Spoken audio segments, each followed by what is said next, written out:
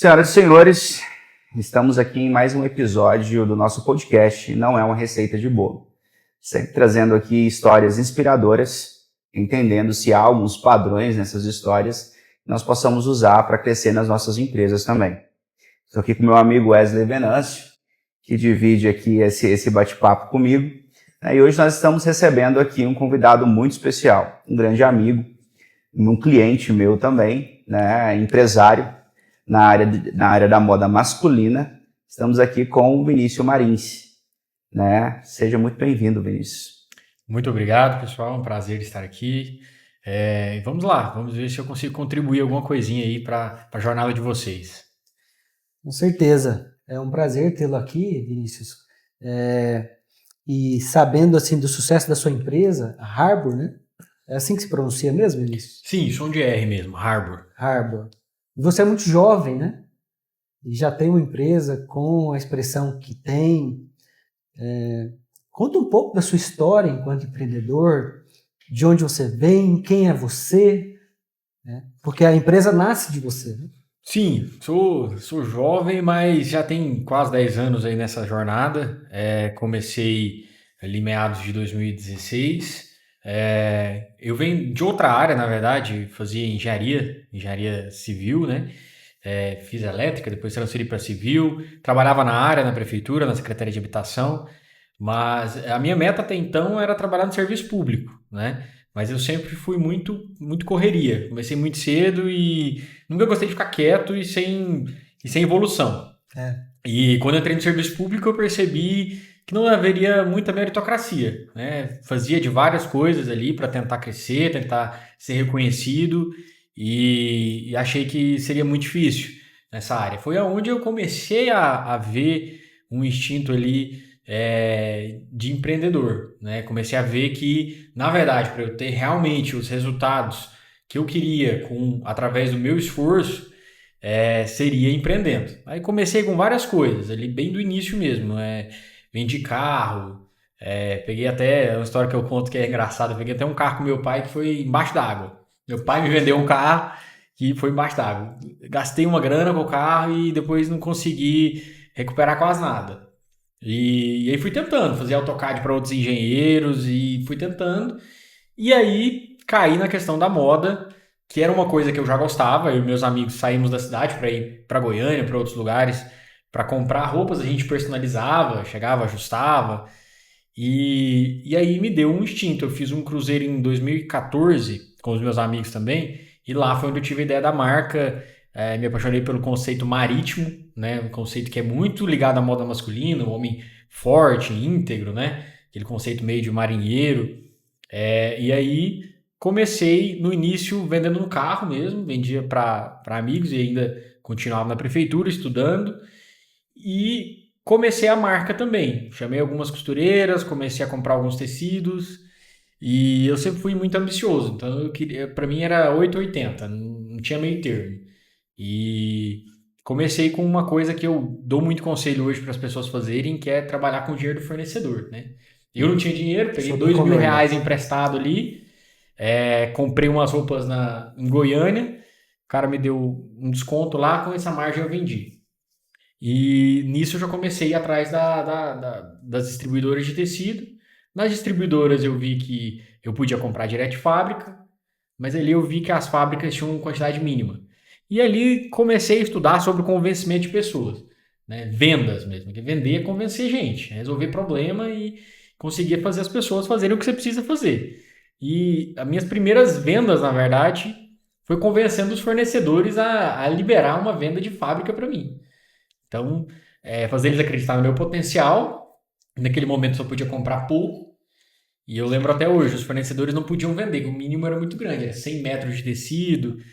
E aí eu comecei a convencer eles a me mandar pilotagem, que aí era 5, 10 metros.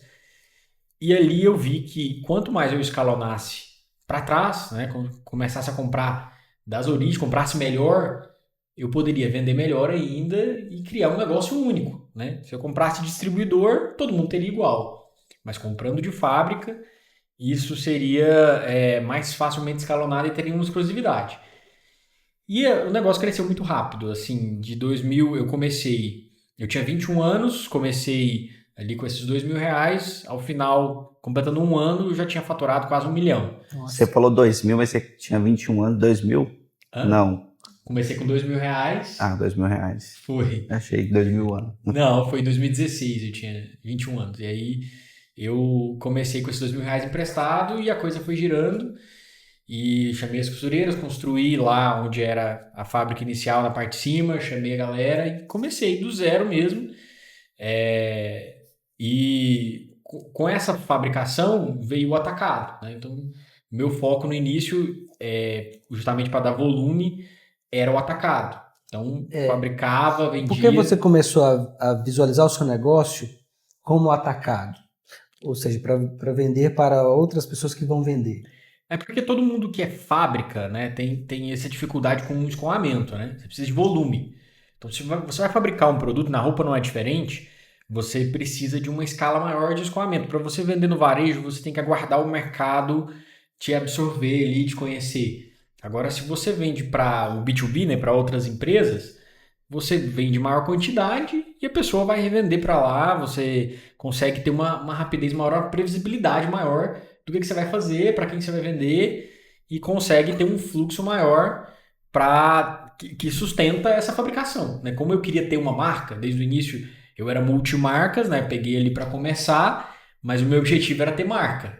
Foi onde eu criei a Harbor e a gente teve um apoio muito grande do Sebrae na época, registramos a marca e aí fomos atrás desse volume. Então, e é um conselho que eu dou para todo mundo que está começando, é esse trabalhar com o dinheiro do fornecedor, né? Porque isso é muito bom.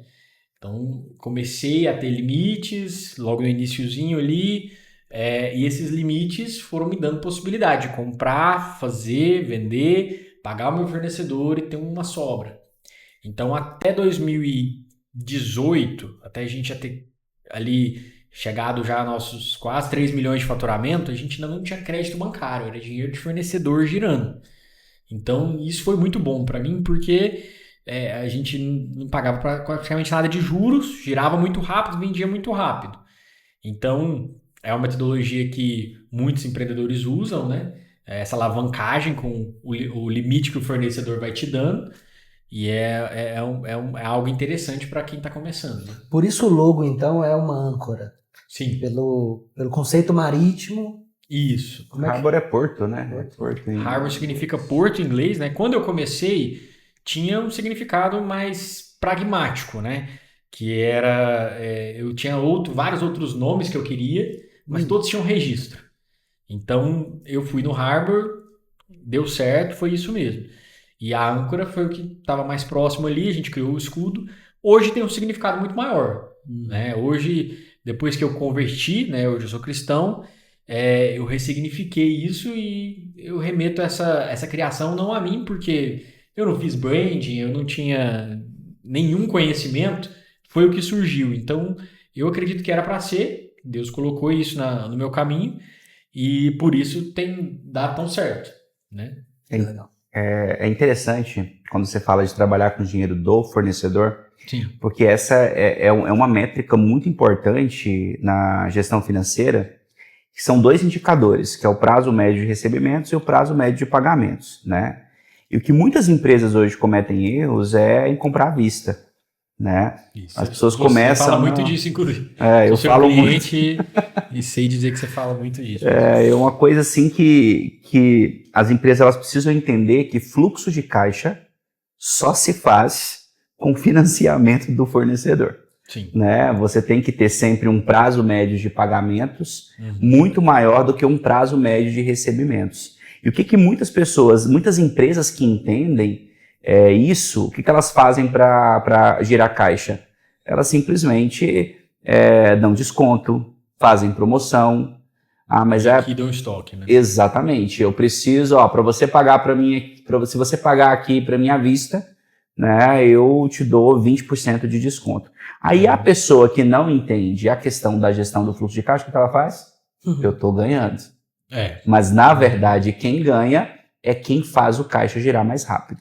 Né? Então, esse conceito do prazo médio é extremamente importante. Talvez seja um dos indicadores mais importantes de uma empresa para fluxo de caixa. Porque às vezes não é a questão do estoque, às vezes não é a questão da venda. A venda é até boa, né? Eu estou atendendo um cliente recentemente que o problema dele ele paga em 10 dias e recebe em 90. Nossa. Sim. Imagina quanto de Não tem fluxo de prazo, caixa. né? Aí o cliente ele vai se... Vocês têm um capital de giro gigantesco, né? Aí o gerente do banco adora isso. isso. Aí o banco adora isso. Eu tenho um capital de giro para te oferecer, juro Uhum. tanto. E aí é a curto pessoa, prazo, né? Exatamente. Isso a pessoa que vai lá, ela vai importa, pegando né? empréstimo. O que acontece? É. Esguela o fluxo de O caixa. capital de giro, eu peguei uma vez na minha vida, na época de crise, nunca mais eu peguei, porque ele é muito curto prazo. Então a pessoa acaba gastando com coisas que não te traz lucro, né? Você acaba pagando a folha de pagamento, o aluguel. Eu acredito que o capital de giro ele só é interessante se você comprar matéria-prima para ter um desconto muito bom nele, né? Comprar à vista, tendo um desconto muito bom, que senão é melhor no prazo. E você investir somente na matéria-prima. É algo que vai te trazer mais lucro ainda, vai te pagar os juros e você vai estar tranquilo. Mas eu acho que isso acontece muito com o empreendedor, porque ele não faz planejamento.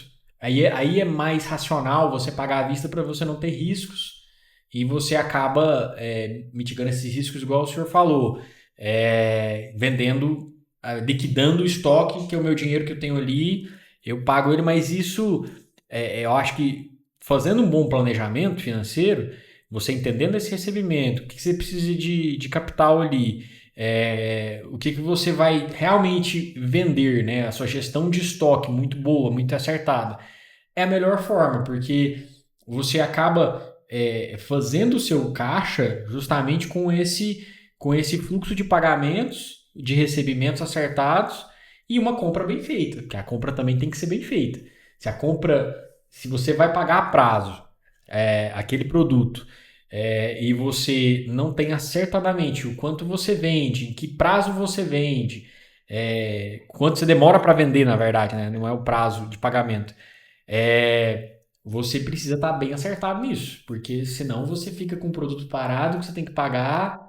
Você tem que ter essa noção muito clara, né? Do que está entrando todo mês, o que você tem para pagar. E quanto tempo você vai pagar aquilo e quanto tempo que você vai vender aquilo também. E métricas, né, Vinícius? Porque assim, às vezes as pessoas elas não entendem. Hoje mesmo eu estava atendendo um cliente, estou fazendo um planejamento estratégico dele, e ele chegou em mim e falou assim: Bruno, eu tenho um número. Eu tenho um número de X milhões de lucro bruto, de margem de contribuição. Eu falei, ok, vamos partir desse número. Né? E nós começamos a fazer esse planejamento estratégico dele, e hoje eu disse para ele, olha, o seu teto máximo de gastos de custos variáveis tem que ser de 71,5%. Porque para o seu segmento esse é o teto máximo. Se você passar disso, você vai comer margem líquida. Comendo margem líquida, você acaba aumentando ali alguns prejuízos, você vai acabar desequilibrando a sua meta. Então, quer fazer planejamento financeiro muito bem feito. Métricas de mercado, principalmente, porque cada segmento tem a sua meta, tem o seu lucro líquido, tem a sua margem de lucro, né, que é o lucro bruto. Existem 3 tipos de lucros, né, que as pessoas precisam entender, que é o lucro bruto, que é quando eu desconto da receita bruta ali todos os impostos da venda, né? Eu tenho o lucro do EBITDA, que é o lucro operacional antes do imposto de renda e contribuição social, e eu tenho o lucro líquido, né? Que é quando pagou tudo. Né? Aí a pergunta para mim, de quem é o lucro líquido? De quem é o lucro líquido? Da empresa? Do empresário. Muitas pessoas não entendem isso. Toda empresa ela é feita para gerar lucro. Mas o lucro, o empresário ele só tira dinheiro da empresa 2 vezes. No Prolabore. E como que se faz um Prolabore? É as suas despesas fixas mais lazer. É isso que é o Prolabore. Tá? E depois ele tira lucro na distribuição de lucros. Mas o que muitos empresários fazem? Eles tiram dinheiro tanto no Prolabore quanto na distribuição de lucros e deixam a empresa descapitalizada. Para eu poder tirar distribuição de lucros, eu tenho que ter, no mínimo, 4 meses de despesa fixa parado na minha conta de capital de giro. Para eu não precisar fazer financiamento bancário. Digo melhor, investido no CDB. A Selic está alta. Não Exatamente. deixa Quando eu parado digo na parada, conta, invista no CDB, invista na renda fixa aí, mas de Não resgate faça isso no imediato, Banco Master, né? né? Aí, olha o banco que você está esse é fazendo um também. assunto que, inclusive, foi colocado sob sigilo agora, né? E isso é, inclusive, assim, o pessoal está muito colocando em bancos digitais e startups, né? Isso é muito importante também, a pessoa tá olhando como que tá a saúde do banco que ela tá colocando, né? Tá dando lucro, tá dando prejuízo, quanto tempo tem, como é que tá, porque depois cai nessa do Banco Master aí, né? Que vai ter que receber do Estado, né? O Estado teve o maior resgate aí acho que da história, né? Para poder pagar, né? O fundo garantidor. E isso demora, você não vai receber isso na hora. Então, acho interessante também você pesquisar um banco e colocar um resgate automático aí, né? Porque é uma reserva, ela tem que estar ali disponível, o capital de giro tem que estar disponível para suas oportunidades. Mas eu falo isso mais ainda, voltando à questão do dinheiro do fornecedor, porque todo empresário passa por uma época de crise. Se você não passou ainda, você vai passar. Não é se, é quando, né? É quando vai passar uma época de crise. Eu quebrei em 2019. As pessoas acham que eu quebrei na pandemia. Mas a pandemia, para mim, foi uma benção. Foi uma benção. Ninguém pode dizer isso melhor que eu. Porque a pandemia me deu a oportunidade de renegociar. Então eu já estava. A gente veio nesse crescimento no atacado, né? Em 2018 a gente faturou 5 milhões e 300, vendeu muito. Só que ali a gente percebeu que a gente tinha uma inadimplência. Não era uma inadimplência alta, mas eu não tinha esse lucro líquido no final, você acabou de dizer. Então eu não conseguia absorver aquilo ali por muito tempo. Claro que hoje muito empresário cai nessa coisa de girar o dinheiro, né? Eu tenho um caixa muito alto, eu tenho um faturamento muito alto, eu consigo ficar muitos anos ali girando, né? Fazendo dívida, mas continuando mantendo a empresa. Muita empresa sobrevive disso. Mas se você não tem um lucro líquido, isso não é sustentável. Vai chegar uma hora que essa bomba vai estourar. Né? Então, se as suas despesas estão maiores que as receitas, se o seu DRE está saindo negativo muito tempo ali, vai dar ruim uma hora. Então, eu estava nessa. E a gente tinha uma certa inadimplência, tinha outros prejuízos que a gente não contabilizava, não contava, a administração também não estava correta. E a gente chegou em 2018 e falou, pô, a gente está negativo aqui bem grande. Então a gente já pensava em enxugar e mudar um pouco o modelo de negócio, mas a gente já tinha uma estrutura muito grande, muitos funcionários. Na época a gente estava com 4 lojas. Então, como que a gente vai reduzir isso daqui? É muito difícil para o empresário dar esses passos atrás. Então você expande, beleza, está crescendo muito legal. Chega num ponto que você percebe que sua operação tá ruim em algum ponto, tá negativa. Como que eu reduzo isso? Cada redução é uma despesa que você aumenta. Vou acertar com funcionário. É um custo muito grande. Hoje eu acho que o maior perigo que as empresas passam, aluguel. Porque a maior despesa fixa que você tem que você não mexe. Porque funcionário eu consigo reduzir, energia eu consigo reduzir, eu consigo cortar em vários âmbitos. Mas o aluguel que eu tenho um contrato ali de 10 anos, com uma multa muito grande para sair, como que eu reduzo isso? Ela vai gerar um passivo maior para eu reduzir. Antes de reduzir, eu vou ter um passivo para pagar. Então, a pandemia foi muito interessante nisso porque a gente conseguiu negociar muita coisa. Então, foi uma coisa assim que ninguém tinha passado, então tava muitos abertos. E o que eu digo para vocês, né? Fortaleçam os seus fornecedores. Como eu disse que eu era muito ambicioso, logo eu fui atrás das maiores indústrias do Brasil e algumas do mundo. Então, se eu me queimo com esse cara, eu vou comprar de gente que vende mais caro muitas vezes e pior. Vou comprar de gente que não é tão competitivo no mercado. Então, foi ali que eu percebi que quando eu fui renegociar com o banco, eu tinha uma forma de negociar. Para o banco, você sempre é muito bom quando você está trazendo lucro, pagando, eles te liberam crédito. Ah, mas agora eu preciso renegociar, eu preciso esticar essa dívida mais. Aí é bem mais complicado. Você está na mão deles e eles fazem o que quiserem com você. Mas o fornecedor não. Você está ali há anos pagando eles, correto? E você chegou neles antes de atrasar e falou assim, eu preciso renegociar. Eu tô com um problema aqui, eu não quero deixar de pagar vocês, mas eu não consigo pagar hoje a parcela que me está colocada. Então, assim, a maioria dos fornecedores, os que eu mantenho até hoje, chegou chegou para mim com uma negociação muito boa. Uma negociação onde não cortavam os meus limites, mas, claro, me cobraram juros, mas não me enforcaram, como os bancos fizeram. Então, nesse momento foi a hora que a gente conseguiu dar uma alavancada. Na própria pandemia, a gente reduzindo tudo, pessoal, todos. Ali no primeiro lockdown, eu aproveitei o capital que eu tinha, acertei com todo mundo, falou, galera, vai receber o auxílio emergencial e ainda um seguro-desemprego e o acerto que eu tenho para depois eu não descapitalizar e não conseguir pagar ninguém. Então, graças a Deus, até hoje eu não tenho nenhum processo trabalhista, justamente por isso. Priorizei quem estava comigo, acertei com todo mundo. Isso é raro. Muito. Graças a Deus, quase 10 anos de empresa, mesmo CNPJ, né? E não tenho nenhum processo trabalhista. Consegui ficar bem com todo mundo. E aí fui conversar com os meus fornecedores. Então, todos eles me deram possibilidades de renegociação. E eu mantenho eles até hoje. Quando eu fui começar novamente, quando a pandemia começou a acabar, os lockdowns foram acabando, a gente foi alavancar de novo, a gente tinha limite. A gente não tinha um caixa, mas tinha limite. Começamos a fazer tudo de novo. Comprar, fazer, vender, pagar em dia, aumentar esse limite. Então, isso nos deu possibilidade de novo de crescer e desde a pandemia com 0 centavo de crédito bancário. 0, nada. Somente trabalhando com o dinheiro do fornecedor.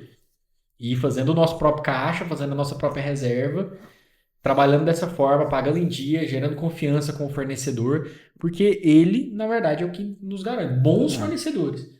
Os fornecedores e assim, não é um, não é dois, não é legal também ficar refém de um fornecedor apenas, mas isso é muito importante, né? Ter essa credibilidade, essa noção, né? De quem realmente te sustenta, quem realmente é importante dentro da sua operação.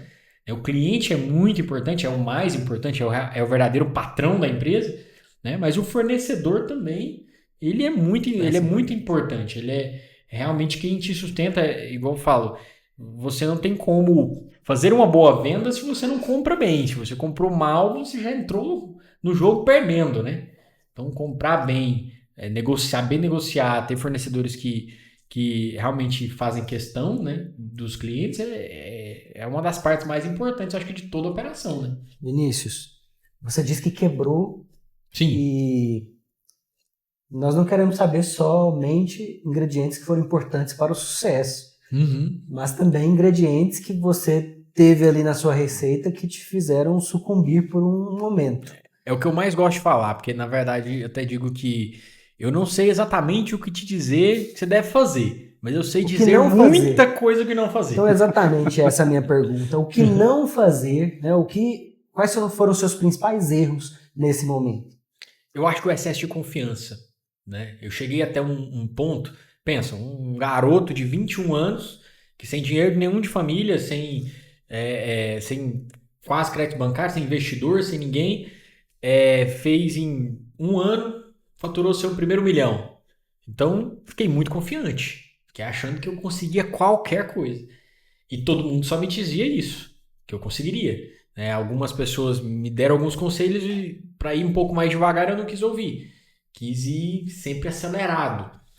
E eu acho que esse aceleramento ele acaba te tirando fases importantes que você tem que passar para você ir construindo meio que essa resistência, né? E construindo esses processos da empresa que você precisa ter.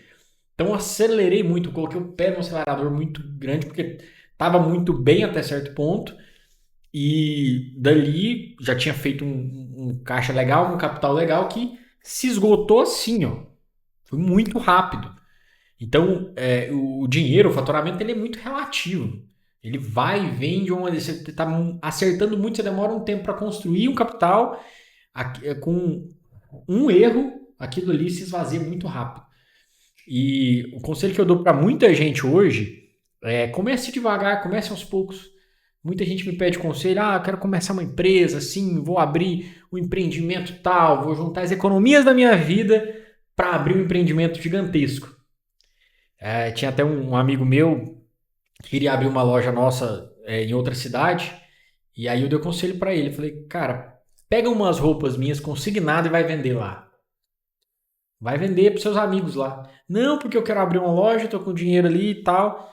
Falei, então eu não vou contigo. Sem demanda? Eu não vou contigo. Justamente, isso eu falou um ponto importante.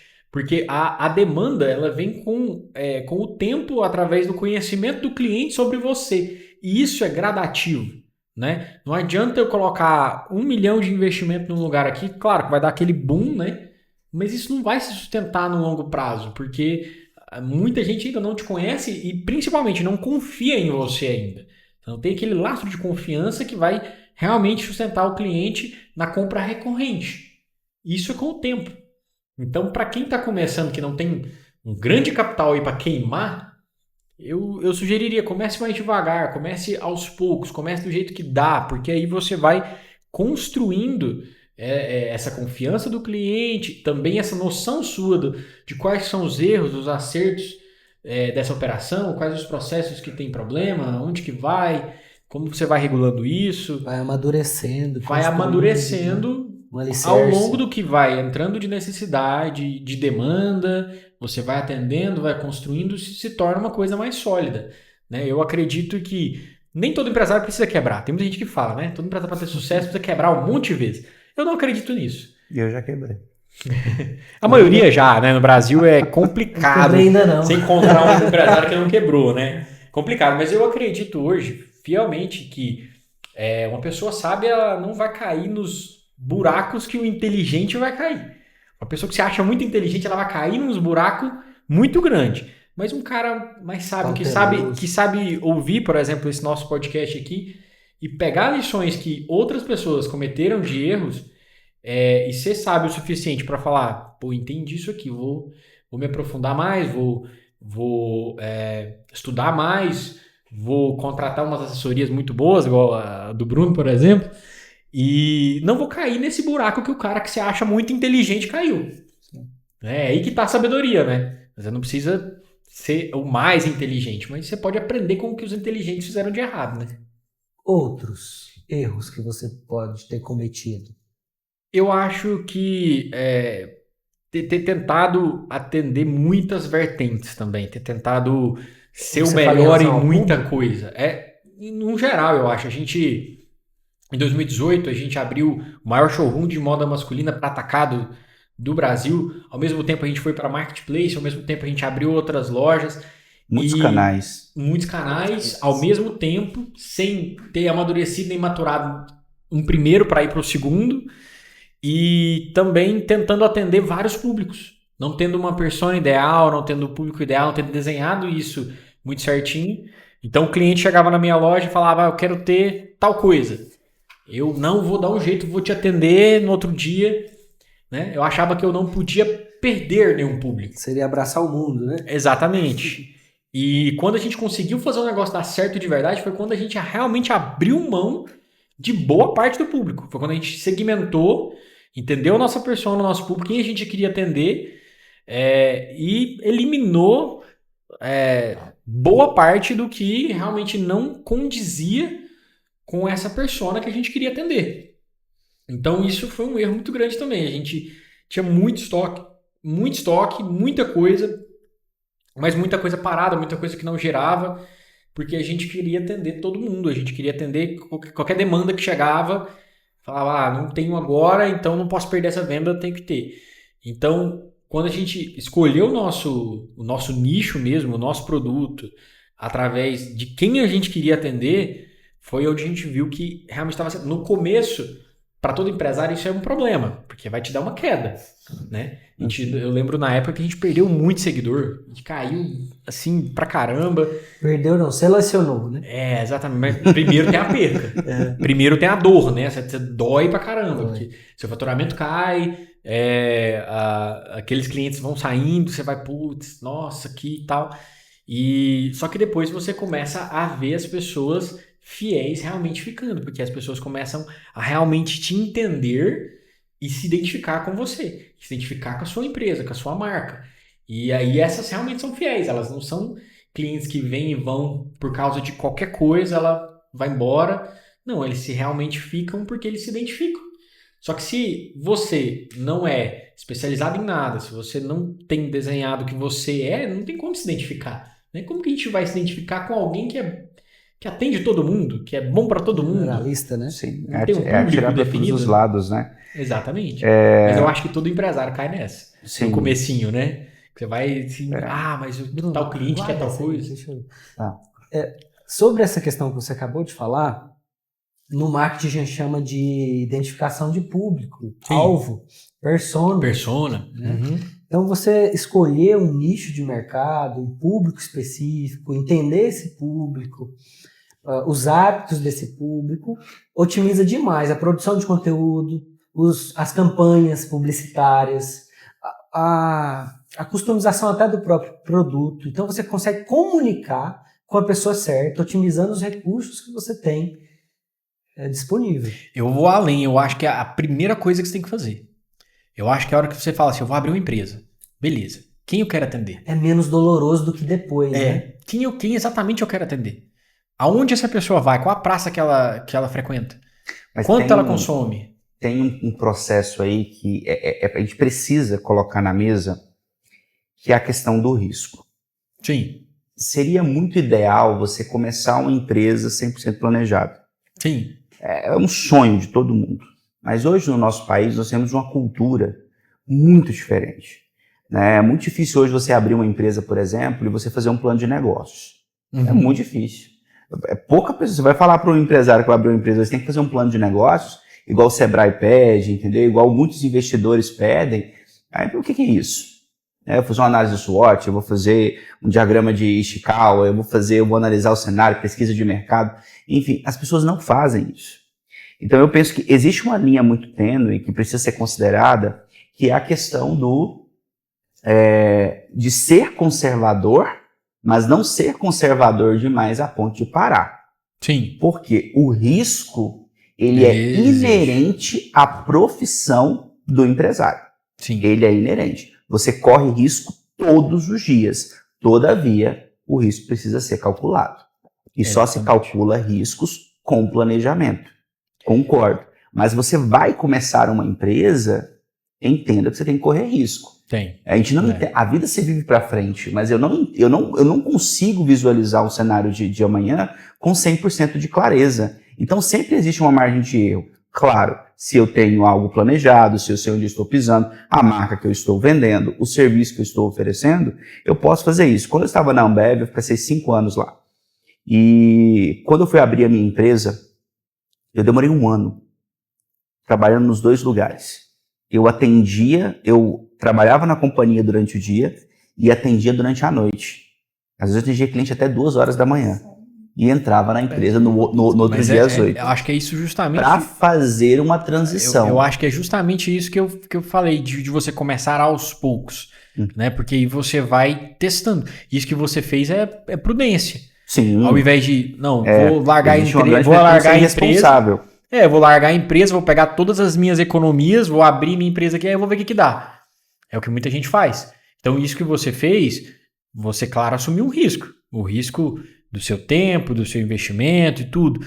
Mas, ao mesmo tempo, você mitigou o risco aonde dava. Eu vou manter na empresa aqui e vou continuar tentando e vendo se isso vai dar certo. E é aí que está a diferença. Porque muitas pessoas são imprudentes. Sim. São irresponsáveis. Sim, é os 2 extremos, né? Exatamente. Uhum. Mas as pessoas, às vezes, elas vivem num extremo e elas vivem em outro extremo. Mas, na verdade, existe o caminho do meio. Exatamente. Existe o caminho do cálculo, existe o caminho da prudência, né? Mas não uma prudência tão extremista que torna... não aceita assumir riscos. Né? Exatamente. Sim, eu concordo. Né? Então, assim, se você vai ver os grandes empresários hoje, eles assumiram riscos. Mas eu acho que está inerente no empreendedor. Eu acho que um cara completamente conservador, que não aceita assumir riscos, seja o perfil dele de investidor, que é aquele investidor que não quer nenhum tipo de risco, ele não vai ser um empreendedor. Eu acho que tem diferença muito grande entre o investidor e o empreendedor. O empreendedor vai assumir riscos, não tem como. Você De vai fato. peitar o negócio, você vai para coragem, cima do fazer negócio. concurso. Se você quer ser... É outra linha. Assim, eu acho que tá inerente no perfil empreendedor. Eu quero empreender. o É Brasil, diferente, porque dá para você investir. Beleza. Eu dou exemplo, várias pessoas que eu conheço que realmente são investidores, trabalharam a vida inteira, tem seu dinheiro ali, investe, tem uns negocinhos ali, às vezes tem até um certo negócio, tem uma franquia, tem alguma coisa, mas ele não é o empreendedor, ele não é aquele cara que vai peitar o negócio. E geralmente tem uma diferença muito grande. O investidor ele vai ter uma lucratividade ali, tem um limite. O empreendedor é aquele cara que pode dobrar, triplicar o seu investimento. Porque ele vai peitar um risco, quanto maior o risco, maior o ganho. Ele vai peitar o risco. Claro, e aí eu concordo totalmente com o senhor, é uma coisa que eu não fiz, né? Mas que se eu fosse dar um conselho, eu faria. Eu tentaria equilibrar isso daí, ter um planejamento, ter um teste, ter... porque se for de um extremo Igual ao eu outro, falei, né? igual eu falei, no início ter esse desenho da minha persona, né? Quem eu quero atender, eu acho que não é tão complicado. Hoje tem muita ferramenta, tem tudo na mão aí. Vamos desenhar essa persona aqui, vamos entender quem o que essa pessoa consome, aonde ela consome, o quanto ela gasta. E se eu vou conseguir vender o meu produto aqui no preço que eu acho que eu vou conseguir vender, quanto disso eu vou girar para ter o meu lucro esperado, né? E claro, aí o risco vai existir, porque tudo isso são previsões. Sim. Tudo isso é previsão. Vou fazer uma leve previsão aqui, mas pelo menos eu vou ter um norte, eu vou ter um mapa aqui que vai me dizer o que eu preciso fazer. É a bússola, né? E assim, existe um abismo muito grande em quem é empreendedor e quem é servidor público. Muito grande. Mas eu tentei ser servidor público. Não dá certo. Tentei, mas não deu. É uma coisa assim que se... Não deu. Porque é uma coisa no o brasileiro, ele tem muito essa questão da segurança, né? Exato. É cultural nosso. Eu preciso ter uma casa, um carro, eu preciso ter um salário todo mês que eu não vou ser demitido e tá ali. Então, o brasileiro, ele pensa primeiro em segurança e depois nas ambições. Né? É diferente do americano, nós passamos na nação. Quanta instabilidade. Você dormia justamente. Hoje com um valor no bolso e comprava uma casa, no dia seguinte não comprava nada. As compras do mês, inclusive, hoje, por exemplo, aquele negócio de as pessoas... Hoje tem parado muito nisso, né? Mas até hoje eu faço isso. Que é a questão, e eu não sou velho, não. Mas eu peguei dos meus pais isso, por exemplo, todos os meses eu tenho uma data específica para fazer a compra do mês. Você vai no mercado fazer a feira. Né? E isso, muitas famílias fazem isso hoje. Eu acho que a maioria, a grande esmagadora maioria. Por quê? Exatamente. Ancorado no preço, né? Para ancorar no preço, garantir o preço que está ali para não ter nenhuma variação. Exatamente. Que é o sentimento. Na neurociência é falado que existem dois instintos primitivos, né? O instinto de sobrevivência e o instinto de reprodução. Esses são os instintos primitivos. Eu estou falando do lado do psicólogo, que se estiver falando besteira, você me fala. E esse instinto de sobrevivência é um instinto que mais move o brasileiro hoje. Né? Hoje nós vivemos uma instabilidade econômica muito grande. Né? Mas eu queria pegar um gancho aqui. Eu notei que quando você falou antes da pandemia ali, você falou muito nós. Você tinha sócios? Nunca tive nenhum sócio. Graças a Deus. Quem era esse nós? Nós eu e a equipe. Né? Eu não fiz nada sozinho. Eu acredito muita gente muito importante contribuiu, né? Então sempre eu tive pessoas que concordaram com a minha visão, que deram o seu máximo ali, né? Pessoas que estão comigo hoje, pessoas que não estão mais comigo hoje, mas todos eles tiveram uma contribuição muito grande, inclusive hoje na própria logo da nossa marca, né? A gente tem um símbolo de registrado lá, e lá, se você aproximar no arquivo com maior resolução, você vê o nominho de cada pessoa que já passou, muita gente. Então, essas pessoas, eu falo nós justamente por esse princípio de não achar que eu consigo nada sozinho, não consigo. Não é uma receita de bolo, não mas tem um padrão que nós temos visto aqui de empresários, né? Principalmente empresários que já passaram por algumas situações muito complicadas, né? Que é essa questão da valorização da equipe, né? Wesley, você como psicólogo, você acha que isso é algo que floresce uma pessoa na dificuldade, ou isso pertence à pessoa de fato, a pessoa traz este berço? Bom, Existem alguns tipos de pessoas. Algumas pessoas têm isso de forma muito natural. Nós vamos chamar isso de personalidade, que é o conjunto de características que compõem a pessoa, que norteia o jeito dela ser, sentir, pensar e agir. Algumas pessoas são mais fechadas, outras pessoas são mais abertas. Algumas pessoas são mais fechadas a experiências, a outras pessoas são mais extrovertidas, mais abertas a novas experiências. Então, existem personalidades, outras pessoas vão chamar de perfis comportamentais, que têm mais facilidade para o relacionamento interpessoal, favorecendo muito a gestão da equipe, a simpatia, o vínculo que é formado com os seus colaboradores. Já existe um outro tipo de pessoa que não tem essas características de personalidade, mas que conseguem trabalhar técnicas de manejo de comportamento, técnica de comunicação, feedback, mediação de conflitos, acolhimento e muitas outras técnicas, e se tornar um bom comunicador, um bom gestor de pessoas. Eu não sei falar bonito igual o senhor falou, né, que o senhor é especialista, mas eu acho que também a dificuldade ela traz o melhor e o pior do ser humano. Né? Eu já vi vários casos onde a pessoa fica cada vez mais egoísta. Porque ela tá na dificuldade, ela quer se salvar e que se lasque todo mundo. Eu penso que a dificuldade revela. Sim. Eu tive pessoas que me aconselharam, inclusive, quando eu passei essa pandemia, que eu relatei que eu peguei o que eu tinha de capital, acertei com todo mundo, fiquei zerado. Vim de carro para acertar, vim de máquina.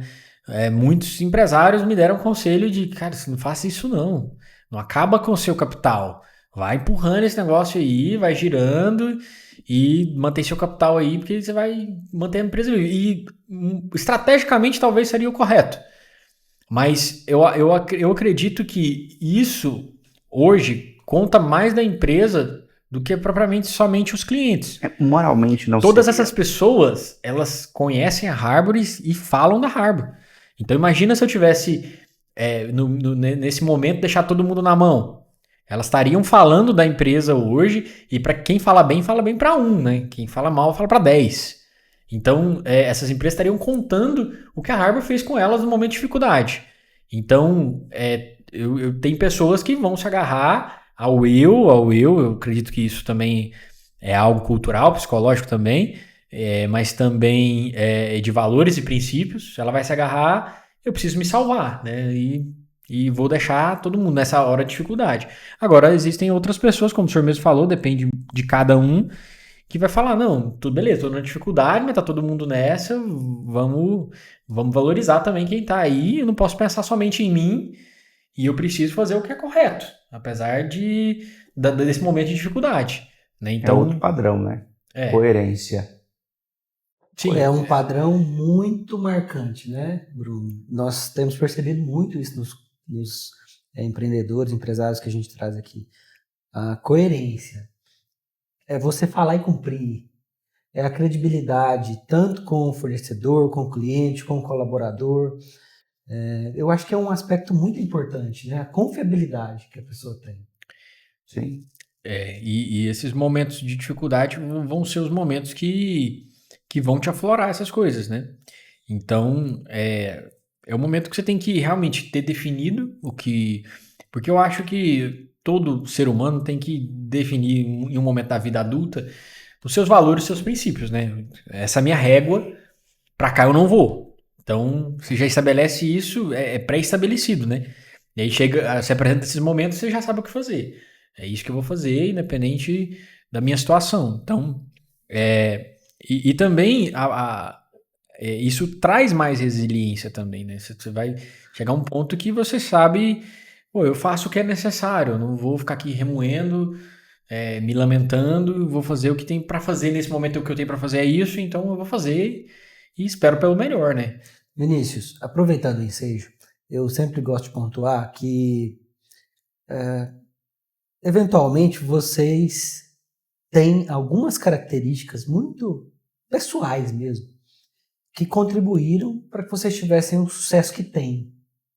Sem falsa modéstia, na sua opinião, quais são as características que você possui que contribuiu de forma muito relevante para que você chegasse onde chegou? Eu acho que uma delas foi o que eu falei agora. É isso de eu vou fazer o que eu tenho para fazer. Né? Nesse pós-pandemia, eu estava num momento assim, de depressão, de desmotivação total, né? De desesperança mesmo, né? De achar assim, não tem o que eu fazer que vai mudar essa realidade. Mas eu podia culpar Deus e o mundo e ficar dentro daquele limbo, né? E o que eu fiz foi... Fiquei um tempo nisso, não vou mentir, eu fiquei um tempo nisso, mas eu não me senti confortável em estar parado. Nunca me senti confortável em estar, em deixar acontecer. Então, logo mais, eu pensei, não tenho muito que eu possa fazer, mas eu vou fazer o que eu tenho à mão. Então, eu acho que até o momento que a gente vive econômico, as pessoas ficam em um pessimismo muito grande, né? E somente reclamando e pensando no que não tá bom, né? Eu acho que eu sempre foquei no que eu posso fazer. O que eu posso fazer agora?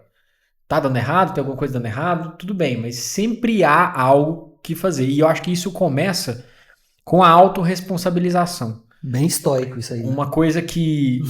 Sim, uma coisa que eu ia falar também... Bem Marco Aurélio. Sobre essa fase, né, que eu vivi, foi que a maioria dos empresários continua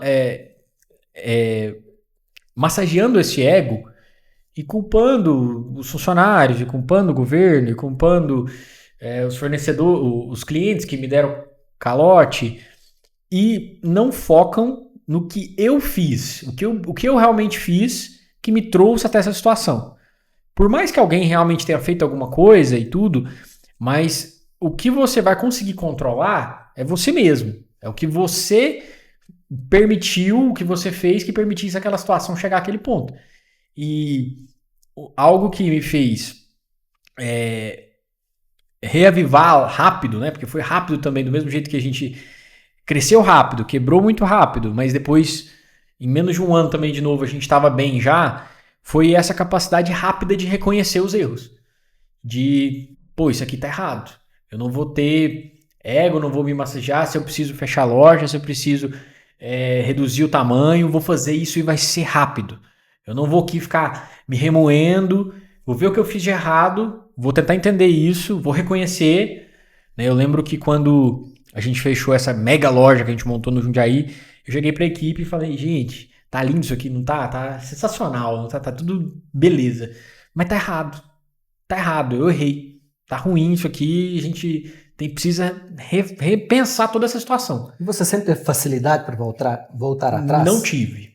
Nesse começo, igual eu falei, a gente acaba tendo um egozinho, né? Fiz isso aqui, cheguei até aqui. Então você acaba tendo uma confiança, essa confiança muito grande. Eu era uma pessoa muito teimosa, muito difícil. Mas acaba que eu fui desenvolvendo isso. Fui vendo que isso era o mais correto. Fui vendo que se eu ficasse naquela de me autoafirmar, eu ia continuar naquele lugar. E aí que tá, né? Se você se autorresponsabiliza, você tem controle.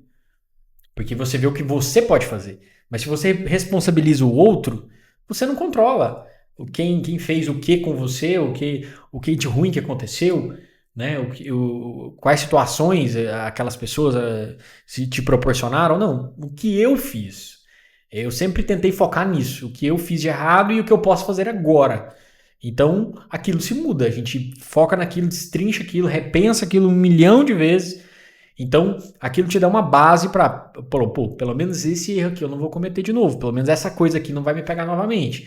Eu vou repensar isso daqui, vou entender por que isso aconteceu e vou me modificar e aí ver realmente na prática o que eu posso fazer a partir de agora. Né? E não ficar pensando no que eu não posso fazer, no que tá ruim, então, assim, eu acho que eu sempre fui muito pragmático nesse sentido. Né? O que tá à minha mão para fazer agora. É isso que eu vou fazer. O que eu posso fazer hoje, o que eu posso fazer amanhã e depois, em seguida, e correr atrás. Né? Mas isso começa sempre com a autorresponsabilização. Que eu vejo muito empresário caindo nisso, né? Nesse ego, porque E você acaba que não tem chefe, né? Não tem patrão, não tem uma pessoa para te dizer você está errado.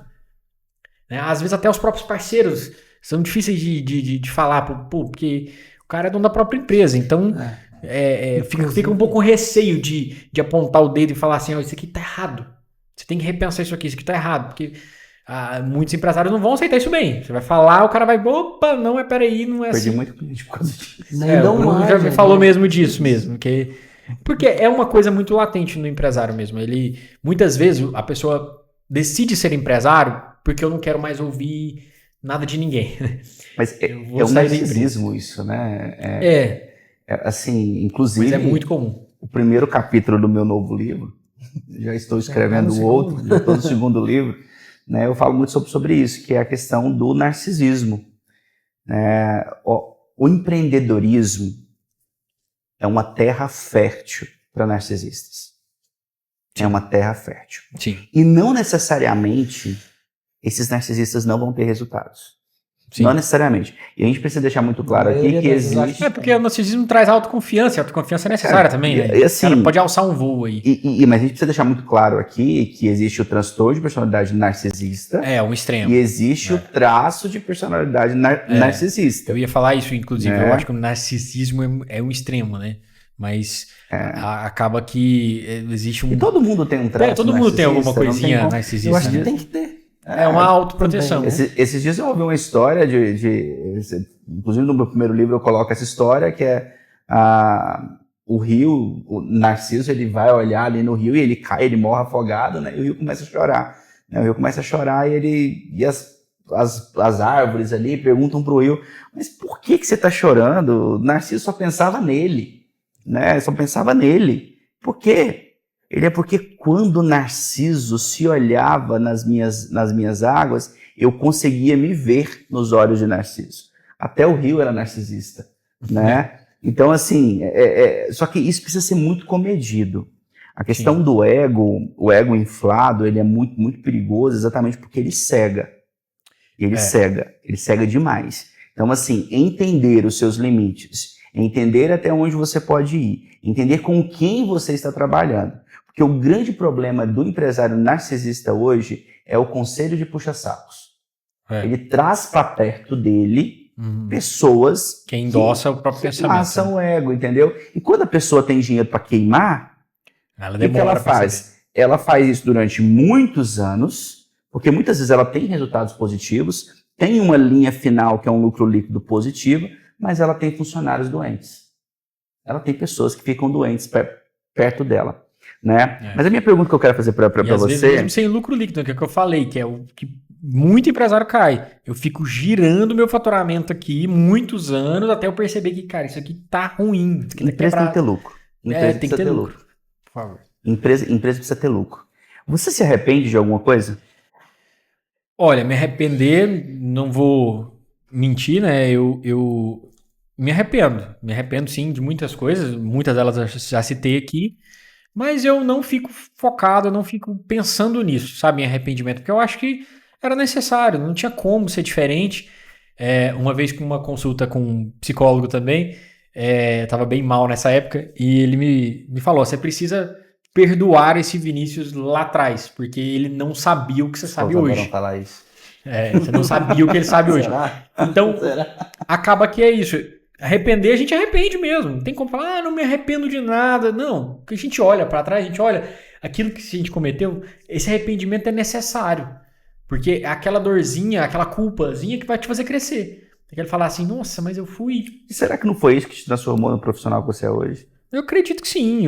E eu acredito que é preciso ter essa culpa, né? É preciso ter esse arrependimento, olhar aquilo com... Caramba, mas eu errei, eu fui burro mesmo, né? Eu fui egocêntrico demais. E aí você olha aquilo, mas não aquilo que você pega pra si e fala, eu vou cuidar dessa culpazinha aqui e vou ficar com ela pra sempre. Não, você olha ela como uma coisa mais distante. Beleza, eu tenho arrependimentos, tenho culpas, agora é só não fazer de novo, é só não cometer isso de novo, nunca mais, e vamos bola pra frente. Então eu não fico pensando muito nisso, não. Tenho arrependimentos? Tenho, mas eu acho que era inevitável. Não tinha como não cometer do lugar que eu saí, eu não tive quem me deu esse desenho, eu não venho de família de empresários, então ninguém chegou para mim com essa receita de bolo e falou, faz isso que vai dar certo. Então, tive que errar mesmo para poder acordar. E graças a Deus eu falsa. aprendi rápido. Toda receita de bolo ela é falsa. É preciso ficar muito claro isso, porque hoje muitas pessoas ganham muito dinheiro com isso, oferecendo receita de bolo para o sucesso. Aí que tá. Sendo que o sucesso é algo extremamente relativo. E cada empresário, isso a gente tem visto muito aqui, né? Cada empresário tem que trilhar a sua própria história. E essa trilha é muito solitária. Por quê? Você vai ter que conviver com os seus próprios erros, com as decisões que você tomou diariamente. E empresário tem que tomar decisões todos os dias. Então ele não pode ficar em cima do muro, ou é ou não é. Ele não pode ter medo de cometer erros, né? Exatamente. Então, assim, e muitos desses erros são através de decisões que são tomadas sem embasamento numérico. São empresários que muitas vezes não conseguem enxergar os seus próprios números. São empresários que muitas vezes trabalham apenas com o seu próprio feeling e não entendem que existe um mercado no qual ele está inserido e esse mercado ele é extremamente sangrento. Então, muitos erros são cometidos não por às vezes, displicência do próprio empresário, mas às vezes até por inocência, de não conhecer de fato o que a empresa dele é. E isso é muito perigoso, porque muitas empresas morrem nos primeiros 2 anos por causa disso. E o feeling, ele é muito emocional, né? Nada racional. Então, todo empresário, ele ama a sua empresa. A maioria, né? Vamos dizer assim. Todo empresário, ele ama o que ele faz e aquilo ali vira o filho dele, né? Eu também... Esse é um outro erro que eu cometi. Né? A minha empresa era meu filho, eu queria o melhor para ela, eu investia mais do que a minha casa, então tudo para mim tinha que ser perfeito, da melhor forma possível, e muitas vezes você perde velocidade nessas decisões, nessas reações, né? Você fica naquele emocional, eu preciso fazer o melhor, essa questão que eu citei mesmo, de o cliente chegar, pedir uma coisa que não era do meu nicho, mas eu querer ter aquilo rápido, então isso é emocional, né?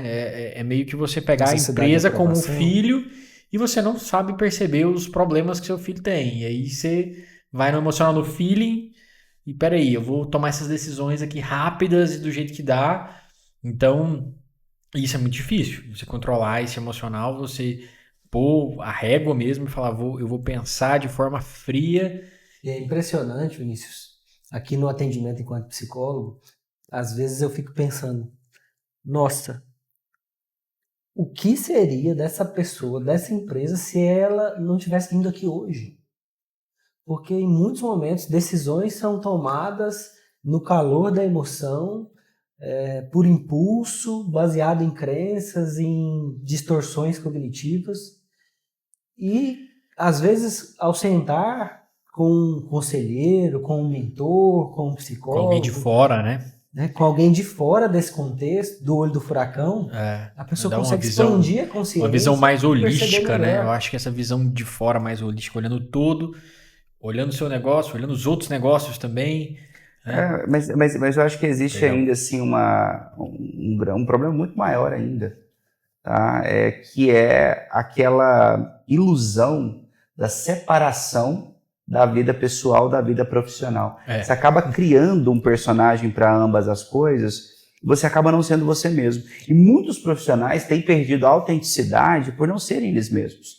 E ser você mesmo é ter intencionalidade naquilo que você faz. Eu sou intencional dentro da minha casa, com a minha esposa e as minhas filhas, eu sou intencional com os meus amigos, eu sou intencional na minha igreja, mas eu sou intencional no meu trabalho. Mas é o mesmo Bruno. Esse negócio de você ficar... que muita gente fala até no RH para colaborador, né? Você tem que saber separar, vai pro trabalho, trabalho. Lá, o que você tá em casa... Cara, não existe duas pessoas. Não existe, é uma mente, uma cabeça. Se você tá mal na vida pessoal, você vai estar mal no trabalho. Tem uma série sobre isso, né?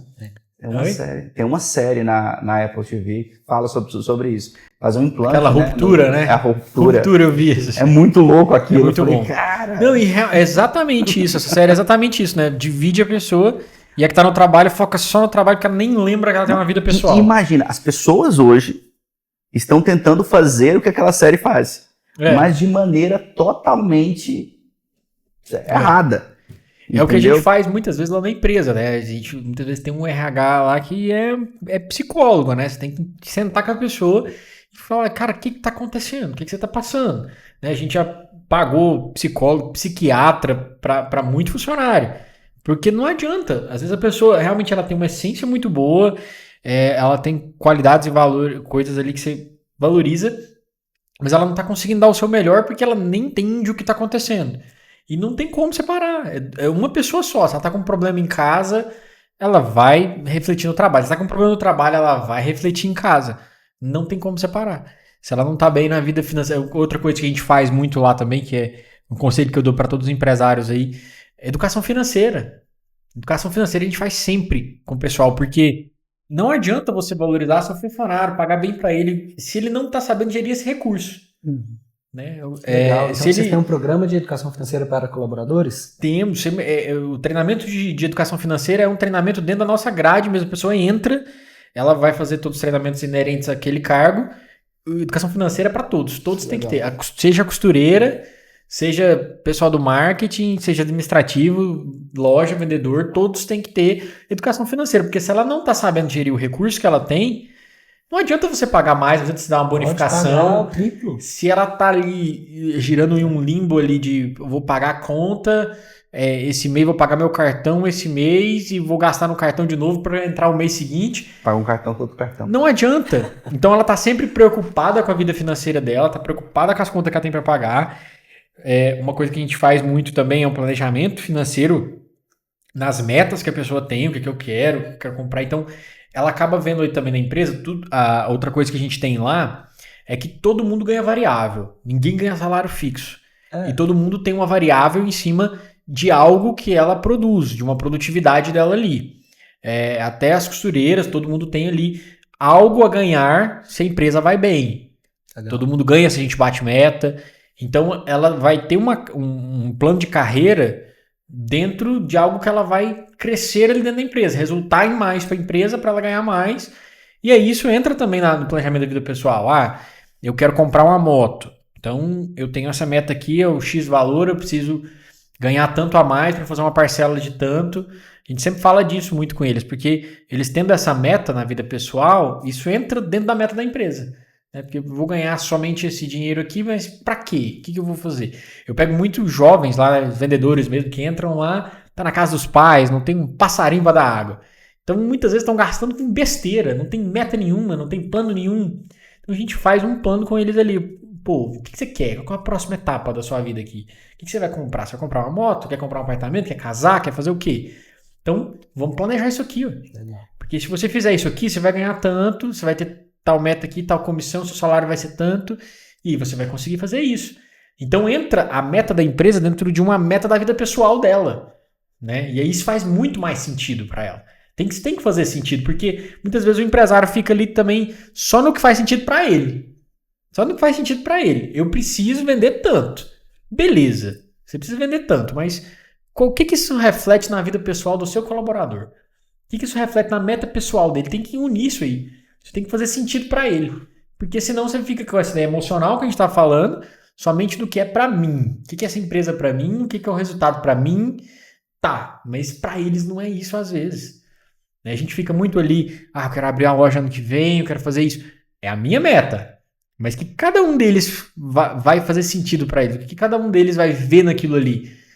Não, a nossa empresa tem que abrir essa loja, porque aí vai ter esse cargo aqui, eu posso alçar para ele, eu vou ganhar tanto, isso vai me ajudar aqui, ali, assado. Então, tem que fazer sentido para cada um. E aí é onde a gente tem que entrar mesmo, né? Como com a ajuda de psicólogo, de gente para entender cada um ali o que tá, né? Então, o empresário, eu acho que hoje a psicologia tem que fazer parte de cada um deles, né? Porque você não vai fazer sozinho. Tinha que ter um psicólogo, na verdade. Eu quero fazer psicologia mais tarde, quando eu tiver. E a gente tem também apoio de psicólogos lá, mas eu acho que eu quero fazer, porque isso está envolvido no dia a dia com tudo que a gente lida ali. A psicologia está envolvida, porque é com gente, né? A gente tem que lidar com gente. Ainda não estamos no mundo que só tem que lidar com máquina, né? Só com inteligência artificial. E mesmo a inteligência artificial, ela é uma emulação do ser humano, né? Então, mesmo assim, você tem que entender a psique das pessoas. Uma estratégia que eu tenho visto muitas empresas fazerem, entrando em contato com a clínica, inclusive, para fazer orçamento sobre atendimento, é porque, eventualmente, eu recebo alguns clientes que que foram atendidos por psicólogos na instituição, na empresa, mas é muito difícil até para o profissional gerir isso. Então, por exemplo, o mesmo profissional atende o gestor, atende o colaborador, atende... Então, pode ter ali um conflito de relacionamento. Porque, aí, vamos lá. Vou ser promovido ou não vou ser? Como é que vai ser? O profissional sabe. E eu acho que um problema também que eu já tive na empresa. Assim, lá nos meus primeiros... não, vai nessa que você vai ser promovido. E um problema que eu tive... Informação privilegiada. Um problema que eu tive lá nos meus primeiros contatos com a psicologia dentro da empresa, com RH, mesmo de psicólogos externos, é uma questão também de você escolher pessoas que têm a ver também com esses valores e princípios da sua empresa. Porque eu tive um problema do seguinte, de uma coisa muito egocêntrica também, e mais pro eu, né? Então, a pessoa que estava naquele momento comigo ali, estava tratando o problema de cada uma pessoa sem olhar o todo, sem olhar assim, ó, vamos pensar no coleguinha, no problema dele também, o que ele tá passando, não, era cada um tratado individualmente e assim, ó, esse problema aqui, essa pessoa não podia ter feito isso com você. Esse problema aqui é muito grave, você não pode aceitar isso. E trabalhando de uma forma a pessoa cada vez mais se fechar nessa alienação dela mesma. E aí isso gerou um monte de conflito. Gerou um caos, um monte de conflito. Cada um querendo o seu e sem senso de equipe. Né? Sem senso de...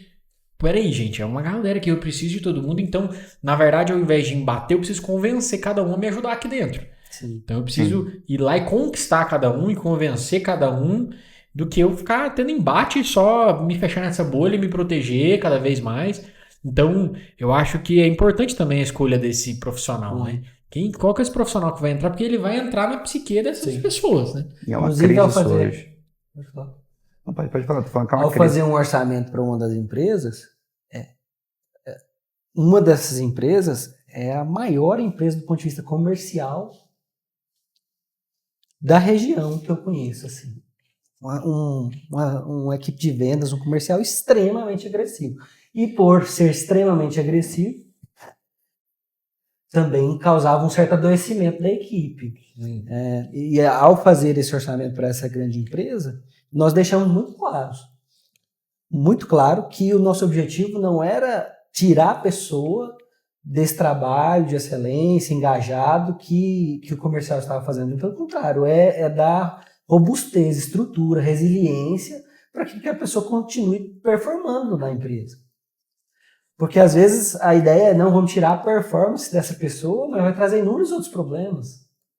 Sim. Vai afetar as finanças, vai afetar a família. Não é isso que a pessoa deseja, a pessoa quer ter resistência para conseguir fazer. Sim. E lidar com os conflitos, com a pressão, com a tensão relacionada ao trabalho. Sim. Então, eu acho bem legal isso que você pontuou. O profissional ele precisa ter essa compreensão mais ampla. Não só ele pode visualizando o indivíduo ali, né? E de forma momentânea. Sim. Precisa Concordo. Pensar na família, nas finanças, na empresa, no plano de carreira dessa pessoa, no projeto de vida e muitas outras coisas. Deixa eu ser o advogado do diabo aqui. Por favor. É muito... Você já tá de preto, né? Tá na poltroninha aí. Geralmente eu sou mais assim, esse cara. Boa. Hoje a gente trocou. Acho que eu vim trocar a cadeira. Ok. É importante pensar individualmente em cada um. Mas a gente tem que entender que existem funcionários que vêm pra gente que vêm de famílias totalmente desestruturadas. Uma vida totalmente desestruturada. Tem pessoas que querem, tem pessoas que não querem. Né? Como balancear isso? Seja mais específico, Bruno. Eu acho que eu entendi, né? Porque eu acho que tem pessoas que, independente do quanto você investe, ela não tem clareza também do que ela quer, ela tá totalmente estruturada, e eu acho que nisso a gente resolve com processos. Realmente, eu tenho o caminho que eu vou fazer com cada pessoa. E eu sei o meu modelo que dá certo, meu treinamento, tudo, eu me dedico daquela mesma maneira com todos, dou oportunidade para todos. Ali você vai separando o joio do trigo. Porque você vai vendo quem vai ter no resultado, quem vai comprando a ideia e vai crescendo. E se você vai vendo quem não sabe realmente o que quer. E para quem não sabe o que quer, nada serve. Ele não vai chegar a lugar nenhum. Então, isso eu passo muito lá, inclusive na área de vendas, porque é uma área que tem muito fluxo, é movimento e tal, a pessoa precisa estar dinâmica, então muitas vezes ela cresce, sai, você tem que recrutar outro e aquela coisa, troca o tempo todo. Então, a gente tem um processo, um procedimento. Ele entra, tem que fazer, a gente tem provas também, depois de um certo tempo, para a gente medir esse grau de conhecimento. Hoje todos os meus treinamentos são em vídeo, são gravados, aí a pessoa depois faz ali uma provinha online, a gente está desenhando um estilo de gamificação que a gente faz ali, hoje é meio manual ainda no online, mas a gente vai medindo o grau de aprendizado e de comprometimento dessa pessoa, porque ela tem a mesma oportunidade do outro, ela tem todo o treinamento, a gente dedica totalmente, mas tem pessoas que, igual o Bruno falou, ela não sabe o que ela quer, ela não está comprometida, ela não está, e você vai vendo que ela não vai. Então, você tendo um processo, um procedimento a fazer, você consegue medir. Agora, se você vai muito no feeling, vou aqui, vou fazer aqui, vou treinar aqui, ou larga a pessoa ali, ela vai vendo, é muito difícil mensurar. Mas até quando insistir com essa pessoa? Aí tá o processo. Você tem o treinamento, você vai fazer aqui, essa etapa, e aqui tá as metas e o cumprimento. Se você não vai, se você não evolui, é pra cá. Você tem que ter o caminho. Então, o caminho ele vai pra frente ou esse você sai fora. Não pode ficar parado, não tem como. Tem que ser para um lado ou para outro. Se você. E tem que ter esse tempo médio, né? Claro que existem. Tem exceções dentro dessa regra, né? Vão ter exceções, vão ter pessoas que você vai ver. Não, realmente essa pessoa que não performou o que eu esperava aqui, mas ela tem qualidades aqui, então dá para eu tirar. Dá para lapidar ou não dá para lapidar? Mas são exceções. Tem que existir a regra. E é uma coisa interessante, pegando um adendo nisso, muitos empresários, eu já atendi empresários assim, que tem, a gente estava conversando nos bastidores um pouco mais cedo sobre isso, que tem medo de demitir, né? As pessoas se apegam aos funcionários. Eu tinha muito isso. Exatamente. Eu tinha uma cliente, por exemplo, que eu falei para ela, você tem que demitir essa recepcionista sua. Você está entendendo que a agenda da clínica hoje que você tem, ela não preenche no horário dessa menina, porque ela atende mal as suas clientes. Você está entendendo? Uma coisa, agenda. Quem recepciona o cliente. Ela, mas é porque é uma amiga minha. Eu falei assim, a gente precisa aprender a separar isso. Porque a gente precisa entender que o final de toda empresa é lucro. Eu tenho que ter uma cultura extremamente forte em que eu trago a pessoa para perto de mim. Eu tenho que lapidar quem quer ser lapidado. E a minha cultura, ela precisa ser muito cirúrgica em separar o joio do trigo. Porque se eu separo o joio do trigo e eu sei exatamente o perfil que eu quero, ela precisa demitir o joio. E cultura é o que você tolera, né? Exatamente. Mas aí que tá. Muito empresário toma isso de uma forma emocional, toma essa decisão no feeling ali. Eu vou ver o que eu faço aqui. Por isso que eu tô falando do processo. Tem que seguir um processo. É um caminho ou outro. Se torna uma decisão mais pragmática, mais assim, é uma régua. Você não vai passar mais por uma questão de eu tenho que tomar essa decisão. Olha, você vai cumprir isso, isso e isso. Se você não cumprir isso, metrificando mesmo, aqui o caminho é esse. Lá mesmo nas vendas a gente tem a bandeira vermelha. Se você não bate a meta por 2 meses seguidos, você entra em bandeira vermelha. Você tem 1 mês para corrigir isso. Se não, é demissão. É prático. É isso que vai acontecer. Não é uma decisão minha. Não é uma decisão minha. Então, algo já é uma régua colocada.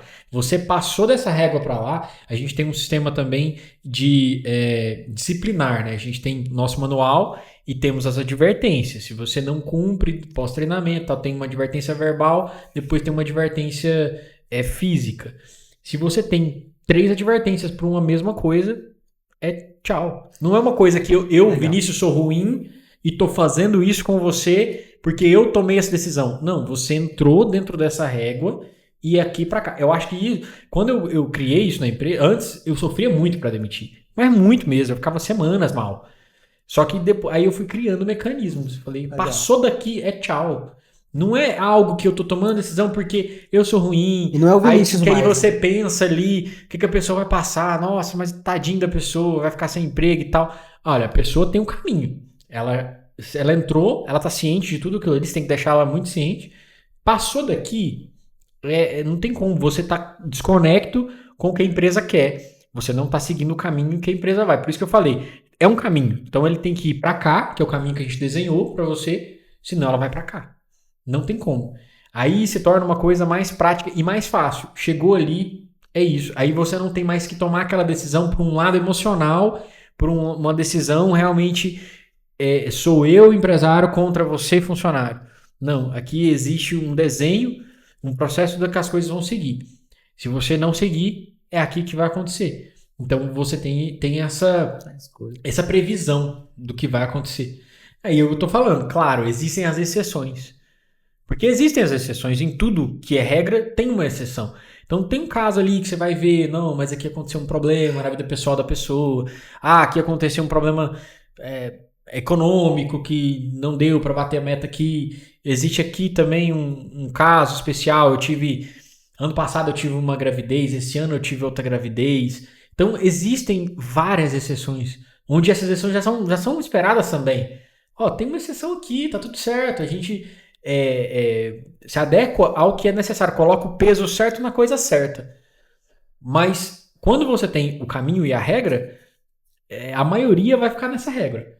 As exceções são pouquíssimas, e aí a própria exceção você já sabe o que ela vai acontecer, né? Mas se não existir a regra, aí que vira o caos mesmo, e você não tem previsibilidade nenhuma de que vai acontecer. E nem a pessoa também, né? E nem a própria pessoa, ela também não sabe o que ela não pode fazer, ela vai testando os limites, né? O funcionário faz muito isso na empresa. Se ela não sabe exatamente o que vai acontecer com ela, se ela fizer aquilo ali, ela vai testando esse limite. Ela vai testando, e você vai deixando e vai acontecendo aquilo. É uma coisa que eu falo muito também, o empresário ele não pode deixar nada passar. Você não pode arrastar com a barriga. Você tem que tomar nota de tudo. Às vezes você não vai chegar e falar num momento ou em outro, mas tudo tem que ser tomado nota e você vai guardando aquilo ali. Aquilo ali tem que ficar pontuado. Porque se você deixa arrastar, aí acontece isso. O funcionário vai testando você e vai jogando. Quando você vê, já perdeu o controle. Ele já virou aquele funcionário que muita gente tem, que é o funcionário meio que... Ele já é quase um dono ali. Ele já ficou, você já virou parte da empresa, ele é da família já, ele virou e aí ele faz o que ele quiser. Você não tem mais como frear aquela pessoa. A pessoa já tem o modelo dela de fazer e se você quiser é aquilo mesmo. E geralmente são as pessoas que, como ela pegou uma parte também muito emocional da empresa, as pessoas que te levam na justiça. Porque ela já tem um apego emocional, ela acha que tá tudo certo, aí de repente chega um dia o cara estoura, não, vai embora. Tá. Aí essa pessoa que vai falar, nossa, mas fulano é muito ruim, é muito mal comigo. Então, como ela não tem régua nenhuma, ela tá certa no ponto dela de pensar, né? Eu nunca tive um limite, agora ele vem me fazer isso bruscamente, né? Então, aí que tá errado. A pessoa tem que entrar e tem que entender. Ali existe um padrão, um processo. Não é o Vinícius, não é o fulano. Existe uma coisa. Se eu não seguir, nem o Vinícius pode me salvar, porque se ele me salvar, ele vai ficar mal com o resto da empresa.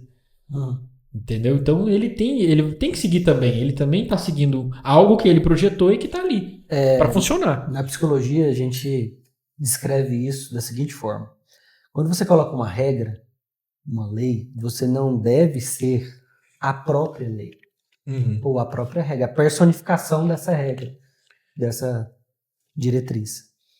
Você deve ser um representante da lei. Exemplo, né? Quando você usa cinto de segurança ou não no trânsito. Depende. Se a pessoa entendeu que é um risco andar sem cinto de segurança, que é importante usar, ela vai usar espontaneamente. Se não, quando ela observar uma autoridade, um representante da lei, o que ela faz? Ela coloca o cinto. Mas só na presença da lei.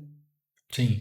Então, ser um representante é você, primeiro, não tornar aquilo pessoal, não é pessoal. É algo muito maior, é uma lei, é uma cultura, é uma regra, é um princípio da É empresa, necessário para o é funcionamento. necessário, né? e não só eu. Eu estou representando isso que foi construído e é muito maior. Ninguém gosta do ninguém caos. Todo mundo busca ordem.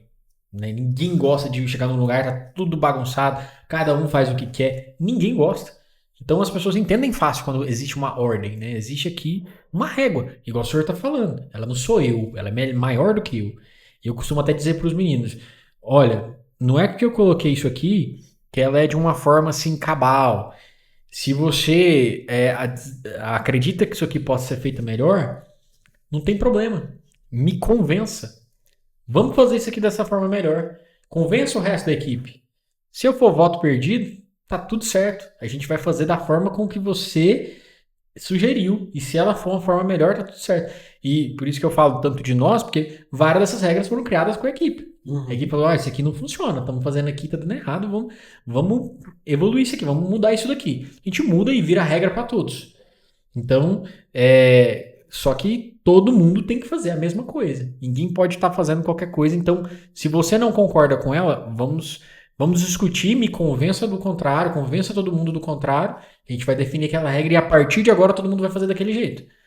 É assim que funciona. Mas primeiro você precisa cumprir. Se você não cumpre, como você vai falar que está errado? Que tem uma forma melhor de fazer. Então, tem muito caso de pessoas, tive um recente agora mesmo, que era isso. Aquele rebelde sem causa, né? Que se aliena também. A gente somos animais, né? E o animal ele vem com um instinto de autoproteção. E ele às vezes se aliena nesse instinto. Eu estou sempre certo, eu não ouço os instintos externos. E ele tinha isso, de questionar tudo, e aí a gente chegava nesses embates. Mas peraí, você fez, você cumpriu, você tentou fazer? Não, a maioria não tenta. E aí se não tenta, você não tem como nem dizer se aquilo ali funciona na prática ou não, né? Então, aí é a hora que você vai chegando nessa régua. Fulano não fez, nem tentou, não questionou, não trouxe uma forma melhor, não quis aprender, então é isso. Ele está desconecto com o que a empresa quer, com o que a empresa está indo e com o resto da equipe. Ele destoou, não funciona para nós, tá tudo certo, não é uma coisa pessoal. E outra coisa, a gente não pode nem dizer se aquela pessoa realmente ela está fazendo certo para a vida dela ou não, é um problema dela. Às vezes ela vai evoluir daqui a uns anos e vai chegar nesse mesmo entendimento que você já teve. O problema é que a empresa ela não pode esperar. Ela tem que ter essa régua e esse tempo e essa previsão, né? Porque às vezes aquela pessoa vai demorar 2, 3, 5 anos para chegar naquela conclusão, às vezes ela nunca nem vai chegar e a empresa vai ficar esperando. Não dá, né? Então não tem como, ela tem que ter essa previsão, essa previsibilidade do que precisa acontecer. Então eu acho que isso é muito importante para toda empresa, ter previsibilidade, né? Internamente, de todas as maneiras possíveis que puder ter, né? É isso que nós vamos, é o caminho que nós vamos trilhar. Então vocês precisam concordar com isso. Não dá para estar cada um para um rumo, né? Um barco que não tem uma direção não vai para lugar nenhum, né? Fica paradinho, né? Então é isso, gente. Bom demais, né? Bom demais. Eu acho que nós temos hoje vários insights. Muito vários importante. Cortes aí, dá pra ver. Vários cortes aí pro Instagram, né? Viralizar um pouco nos cortes aí. Então é isso, Muito pessoal. bom. Agradeço muito. Pude relembrar aqui de momentos que foram importantes, isso é muito bom, né? E conversando com vocês, a gente vai até aprimorando algumas coisas, né? Relembrando. É muito bom, foi muito bom. Podem me chamar mais vezes, viu? Estou à disposição. E espero que a gente tenha contribuído, né, para quem está assistindo ou vai assistir muito em alguma coisa aí. E estou à disposição aí também. Se vocês puderem colocar minhas redes sociais. Pode falar as redes sociais, Vinícius. Então, como te encontram, como encontram a sua empresa. Então, a Harbor é @use, de usar, use Harbor, né? Harbor é porto em inglês, HARBOR. E o meu é @marins, Vini, VINI. Então, no meu Instagram aí também tem alguns conteúdos. A gente tem um canal no YouTube também, que a gente fala de algumas coisinhas, até de empreendedorismo também. E quem quiser mandar um direct aí, tô sempre à disposição. Quando eu posso, tô sempre à disposição. Adoro ajudar, adoro dar dicas, e principalmente, igual eu falei, principalmente do que não fazer, né? Isso. Oi? Fala um pouquinho do seu produto. Então, nós somos uma marca, né, masculina, Trabalhamos também no Private Label, quem tem interesse em ter a própria marca também, a gente também fabrica. Agora viramos recentemente uma cooperativa, né? Fundamos uma cooperativa de confecções, Anapolinas. Quem tem interesse também em empreender no mundo da moda, só procurar a gente, né? O empreendimento da moda é um empreendimento que muita gente tem vontade de começar, até porque ele é um pouco mais simples, né? Hoje, se você vai começar uma padaria, você tem que ter um investimento muito alto. Então, por isso que muita gente escolhe a moda, porque dá para começar de baixo, dá para começar tranquilo. E essa cooperativa que a gente fundou é justamente para isso, para incentivar. A gente está tendo apoio da prefeitura, do governo do estado também. Então, já aproveitando para fazer essa divulgação aí. E a Harbor é uma marca masculina, né, de moda elegante. Proporcionamos consultoria de imagem, ajuste sob medida. E o nosso principal slogan é ter o melhor custo-benefício do Brasil. A gente cobre qualquer oferta nos materiais que a gente trabalha, né? Temos loja aqui em Anápolis, ali na Shopping, primeira loja do piso 2. Precisando de moda masculina, é com a gente, só procurar. É o @useharbor. Muito bom. E o seu? O meu é @marinsvini, VINI. Bacana. E aí, Bruno? Perfeito. Muito obrigado, Vinícius. Acho que é um prazer conversar contigo, falar sobre a sua história, né, para que o empreendedor entenda que não é uma receita de bolo, mas existem ingredientes extremamente importantes, que é padrão ali onde a gente identifica, né, com cada um. E, claro, você vai receber mais convites, né? Nós estamos aí numa rodada aí, de empreendedores vindo aqui conversar com a gente, e eu tenho certeza que vai fazer muito, muito sentido a sua história para muitas pessoas. Muito obrigado mesmo. Fala da sua empresa também. Eu trabalho com consultoria financeira, estratégica, né, com contabilidade e BPO financeiro. Então, nós oferecemos esse tripé de serviços hoje. Inclusive, muito bom, viu? Recomendo. Sou cliente e recomendo, pessoal. Obrigado. Então, nós trabalhamos esse eixo aí, Goiânia, Anápolis, Brasília, onde a gente tem tido aí resultados incríveis, incríveis. Essa semana, uma cliente fez um fechamento, 150% de crescimento. Então, assim, é algo que me deixa muito feliz mesmo, porque dá certo. Em quanto tempo? 150%? Em 6 meses. 6 meses nós conseguimos fazer mesmo. Inclusive uma loja de roupa, né? Lá, a Aliane Brand, também é uma marca. Conheço. Né? Nós tivemos aí um salto, assim, trabalhando. Eu costumo dizer que a consultoria, o nosso trabalho não é mudar a empresa, é apertar parafuso. Né? Tem um parafuso solto aqui, a gente vai ali, aperta aqui, aperta ali, de repente, bum, o resultado vem, né? E um time maravilhoso ali. Assim, foi um dos resultados, tem vários outros, mas a gente trabalha com consultoria financeira estratégica, valorizando a história do empreendedor, fazendo com que tudo aconteça. Muito bom. Eu sou psicólogo clínico, né? Tenho aqui a Clínica Meu Velho, e nós temos também uma agência de marketing especialista em anúncios online. Nós atendemos aí várias empresas e acompanhe a gente no canal, pessoal. O canal Não É Uma Receita de Bolo podcast.